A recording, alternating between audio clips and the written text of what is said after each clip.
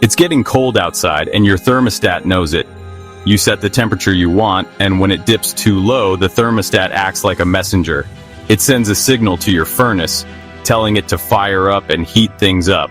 Think of it like flipping a light switch, but instead of turning on a light, you're igniting a miniature furnace inside a metal box.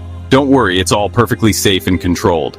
Now, the furnace is a hard-working appliance, but it needs a brain to tell it what to do. That's where the control board comes in. Make sure it has 24 volts to operate, which is provided by a transformer nearby. This important component receives the signal from the thermostat and gets to work, like the conductor of an orchestra, making sure every part plays its role at the right time. The control board is the brains of the operation. This little computer is responsible for making sure everything runs smoothly. It checks a bunch of safety features first, making sure everything is in working order. Once it gets the green light, it starts the sequence to ignite the burner. But before the furnace can fire up, it needs to make sure the exhaust is properly vented outside. That's where the inducer motor comes in. You can always hear it start and run for a few seconds. It powers up and starts pulling exhaust gases out of the furnace and through the vent pipe. Think of it like a miniature vacuum cleaner for your furnace's exhaust. This process is crucial for safety, ensuring that no harmful gases build up inside your home.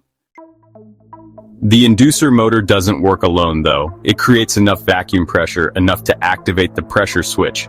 This clever device monitors the pressure inside the venting system.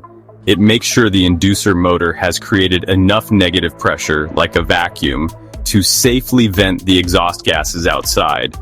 Only then will it signal to the control board that it's safe to proceed. If this doesn't happen but your inducer motor is running, you then have a bad pressure switch or a weak inducer motor. Once the pressure switch gives the thumbs up, the control board sends a signal to the igniter. The igniter is like the spark plug in your car. It creates a spark that ignites the gas burner, followed by a clicking sound. The gas valve opens up, releasing gas into the burner assembly, and voila, you have a flame. This is where the ignition process starts. That flame heats up a metal heat exchanger inside the furnace. As air is blown across the hot heat exchanger, it warms up and is then circulated throughout your house through the ductwork. It's like a giant radiator, but instead of using hot water, it uses hot air to keep you warm and toasty. Now, while all this is happening, the control board is constantly monitoring everything. It keeps an eye on the flame sensor, which is a safety device that makes sure the flame is burning properly. If the flame sensor doesn't detect a flame, it shuts the gas valve off, preventing any unburned gas from building up. This ensures your protection, but what if you have a bad flame sensor? Normally you can fix this by using a small piece of sandpaper to sand down the flame sensor rod and remove carbon buildup caused by the combustion process. Speaking of safety, there's another important component, the limit switch. This little guy monitors the temperature inside the furnace. If the temperature gets too high, which could happen if the blower motor fails, the limit switch will shut the furnace down to prevent overheating.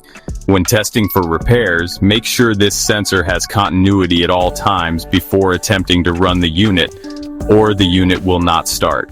Once your house reaches the desired temperature, the thermostat tells the furnace to take a break. The gas valve closes, the flame goes out, and the blower motor eventually shuts off. Your furnace gets to rest until the thermostat signals it to fire up again. So, there you have it, the ins and outs of how your gas furnace works. It's a complex process, but thanks to all the safety features and the brilliant design, you can stay warm and cozy all winter long. So stay warm and don't forget to subscribe for more useful tips and repair information.